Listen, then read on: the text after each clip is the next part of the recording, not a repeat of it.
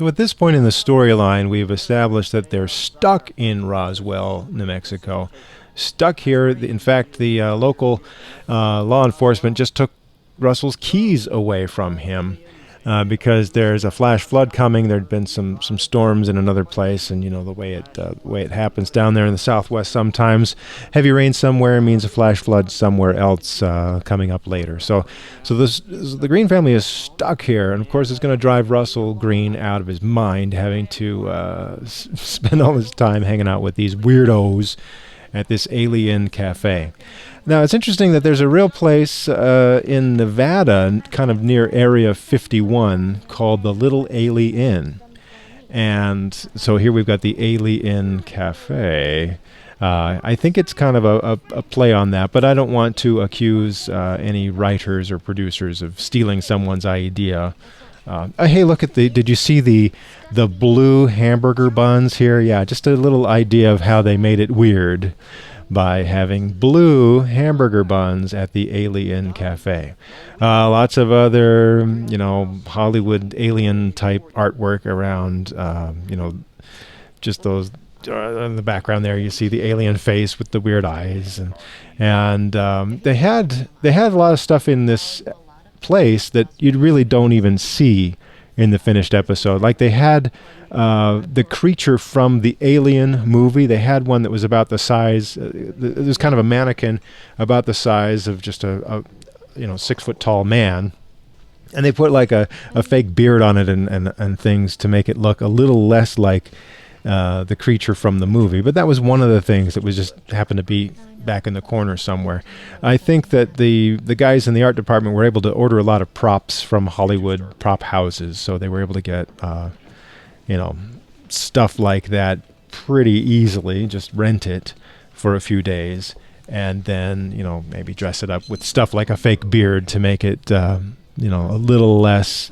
I don't know if they'd have to pay royalties. I think I see like a Yoda in the background there, but it's kind of dressed up differently than Yoda. I don't know. Just stuff around to make it weird. We shot in this bar, this being the interior place, for, like I said, about half the episode. And they had the windows all blocked off, and if they needed to, they could shine some lights through the windows, but we could shoot day, night, whatever, in real life. We could shoot any time of day or night, and they'd make it look the same way. And I don't know why, but for some reason these turned into very long shooting days. I hate to say, well, the director was off his game, or the assistant director, somebody messed up and was not managing the shoot as well as they should have, and that's why we went long. I really don't know why we went long, but I do know that the crew got kind of cranky when these days turned into very, very long days. More about that later, because I want to point out an actor here, Leon Redbone. There he is. Leon Redbone in the 1970s kind of made a name for himself, appearing on Saturday Night Live as a musical guest. He had this Southern gentleman sort of persona that he would do, always kind of soft-spoken, almost mumbling his words, and then he would sing, kind of these Southern folk song types of songs, shine on, harvest moon, and kind of, that kind of style. He did commercials there in the late 70s, early 80s. He'd sing about Budweiser beer or, soap or whatever. So, and he would be on the Tonight Show, and he just kind of maintained this character the whole time. And so what you're seeing here, he's playing on kind of that same Leon Redbone style that you would normally associate with if you've ever seen him in other things. And here he plays a guy who somehow can read your palm. He doesn't tell your future, but he can read your past by reading your palm. And right there, he was reading the palm of Hattie and telling a story about an old boyfriend she had. And she was astonished at what he was able to tell her about her own past just by looking at her palm. Now, in real life, the script called for her to reminisce about a boyfriend. Horace Hardbarks was the name of the old boyfriend that she was remembering. And at the moment when we got ready to shoot this scene, Celeste was very put off by the name Horace Hardbarks. She thought that was just a silly name, just a dumb name. Why does she have to even say this dumb name? She wanted it changed, and for some reason, we didn't have a producer or writer on set or someone that could authorize a change in the script. So she had to reminisce and go, "Oh, Horace Hardbarks. Wow, I barely remember that guy." She didn't even want to say the name. So if you listen closely, if you ever get a chance to watch this without me yakking away in the foreground, rather than saying Horace Hardbarks, she says Horace Hardbarks, and just kind of, swallows the word a little bit. She has to say it twice, and both times she just kind of, that name Hardbarks, she doesn't quite say it loud enough. And that's kind of funny. It was her own way to kind of do the performance in such a way that she didn't really have to say the name. But as far as the script supervisor was concerned, she did say the name. Interesting. Those sorts of things happen sometimes where an actor, doesn't like something they have to do and protests a little bit, even there at the last minute. Oh, I don't want to do this. And then maybe we'll have to stop for a little bit while they consult with somebody to see, hey, can we change this? But generally, Celeste was a joy to work with. It's not as though that was a major thing that she was always picky about stuff. Anyway, here you see how they've dressed up the outside of this place, the real place, Penny's Cafe. They made this fake UFO and put it on a stand out front, and then the vehicles parked around it. That fake UFO that they made actually sat, I think it was out in the parking lot near the offices, the main offices in Salt Lake City where we had our Promised Land offices. That UFO just sat in the back. I don't know. Maybe they thought there was a chance they would use it again sometime. They didn't throw it away for a long time, just out there, kind of next to the dumpsters out and back. So here we are again. The timing on this, we're outside, and it is, the middle of the summer. At end of July, but it's kind of the hottest time of the year, and we're out there in the desert, and it really is hot. So we were thankful for these clouds. It's the real clouds that were out there. We had a couple of cloud bursts, maybe, but we weren't able to use them in the production. There is something coming up in this episode where you have a thunderstorm and a lightning strike and a lot of rain, and by the time we shot that, it all had to be faked. We didn't have a real thunderstorm to shoot in, and even if we did, of course, it would not be safe to have the crew and the equipment out in a real thunderstorm with lightning around to shoot your episode. So that's coming up later. That was rigged, but we did get some nice scenery. Just the expansive desert that seems to go on and on and on, and all those clouds out there. And our director of photography, Matt Williams, he liked to use polarizers, and this is a filter you'd put on the end of the camera lens that it seems to enhance the look of the sky. It makes the blues of the sky, it kind of enhances the colors. That's the practical effect of what a polarizer does. So if you're into photography and you haven't played around with polarizers, I recommend it. It gives you a very interesting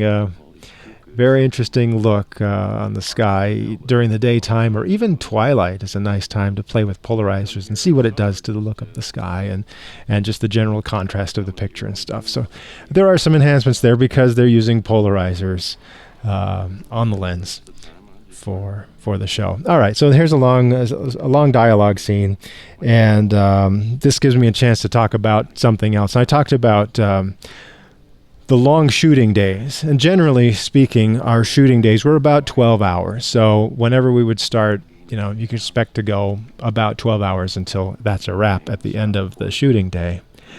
The way it works on these movie sets, just kind of based on the standards that the industry has and maybe the labor unions have and stuff, we have to have a meal break every 6 hours. So let's say, for example, you start your workday at 6 o'clock in the morning. You have to have lunch at noon. If you start your workday at 8 o'clock in the morning, you have lunch at 2 o'clock in the afternoon. And if you happen to go another 6 hours after your lunch break is over, then you have to have what's called second meal. And second meal is usually like fast food, like pizza or burgers or something that they can get quickly, and we can just quickly have something to eat and then finish the rest of the day. And with any luck, if you're having second meal, then the rest of the workday is not going to be very long after your second meal, maybe an hour or two. But if you do happen to go long, you need second meal. And in the case of this episode, we were shooting so late on one of the days at the interior set that we were using. I think we actually had a third meal, and that's the only time I've experienced that working on movie and TV crews, that we actually went 18 hours and had a third meal. Nobody wants to do that. The producers don't want to have those long days like that, because after a certain amount of time they have to pay overtime anyway. So an 18-hour day, that's just going to be very costly, more so than the cost of a third meal. So, but I don't know, something happened on this episode, and we had some long days, and one particularly very long day when we were doing the interiors. So something to learn about catering and second meals and what have you. Now, earlier you saw Russell coming out of the Airstream trailer at the beginning of this scene. We never saw the interior of the Airstream trailer up to this point, and we won't, maybe for a couple more episodes. Now, the way it was broadcast, you had already seen the interior of the Airstream trailer before this one was broadcast, but at this point when we were shooting, the interior set that they built for the Airstream trailer was not ready yet, to my knowledge. So we didn't use it for this one, but we're going to use it later, and when we do, I'll talk about that when I make a commentary for another episode. James Brolin had been in a movie called Capricorn 1 a few years before this, almost 20 years before this. Capricorn 1 was a play on the idea that NASA had faked... Oh, wait, do you see Gerald McCraney's pocket there, shirt pocket? There's a pack of cigarettes in there. Isn't that funny? Anyway, I mentioned that once before. Okay, so Capricorn 1 was a play on the idea that NASA had faked the moon landings. But instead of portraying that in the movie Capricorn 1, what they portrayed was that there was a new mission. NASA was sending men to Mars. And they found out at the last minute that technically it was not going to be possible. So NASA faked the Mars landing in the movie Capricorn 1. And one of the astronauts who was part of that crew in the movie Capricorn 1 was played by James Brolin. And those astronauts in the story did not know until the very last minute that their mission was being scrubbed, and so they had to kind of play along and fake it, and they got caught up in this conspiracy. The astronauts, the three-man crew, portrayed by James Brolin, O.J. Simpson, and Sam Waterston, I think, were the three cast members in Capricorn 1. And then in the movie Capricorn 1, there was an intrepid reporter who uncovered the conspiracy. That was played by Elliot Gould, which is kind of funny. Elliot Gould and James Brolin have each been married to Barbra Streisand. And have each been, Elliot Gould was on a Touched by an Angel episode. I didn't work on that one. And then, of course, James Brolin on this one. So, these Hollywood connections that we all experience as we work in the movies. Just FYI, the job that I left in order to take this Promised Land job was, I'd worked at a small radio station for about 5 years after I got out of college. And so this little radio station was not the most technically up-to-date, place. It had some older equipment and just kind of, just a small radio station. So it was interesting to me when I got here and they set up this set of radio equipment over there in the corner at Emily's Alien Cafe. And looking around, it was all very authentic radio studio equipment. I was impressed at how well they had gathered in some things, albeit a little bit older, probably, surplus that they found somewhere, but a very good match to some of the radio equipment that I had been working with just, like a month or two before I started working on the Promised Land series. A very long tracking shot here where they would have done this shot by setting up the camera on rails, what they would call dolly tracks, and just have the camera dolly along with these guys as they were walking. Now, the cameras they used, high-tech stuff. Usually, and the most impressive engineering in these cameras was probably the lenses. Motion picture movie lenses are really great stuff. The camera itself is pretty simple. It's just a motor that runs the film through at a certain speed, stopping for a moment every frame so they could expose that frame, and then they close the shutter and film moves, and then open the shutter again and it exposes. So seems like a very simple concept, but these cameras are very sophisticated. So you have a camera operator, and you have a separate guy who takes care of focus. It's not autofocus.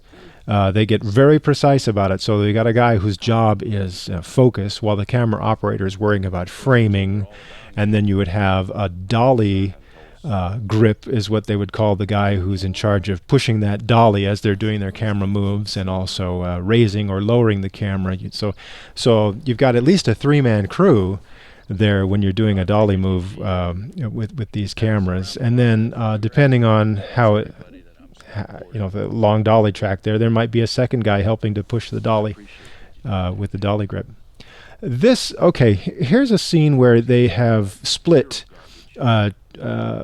two pieces. I don't know if they changed the script or there was something wrong with the film, but I believe this close-up you see on James Brolin was actually shot on a different day than the close-up you see of Gerald McRaney, as they just switch camera angles during the same scene.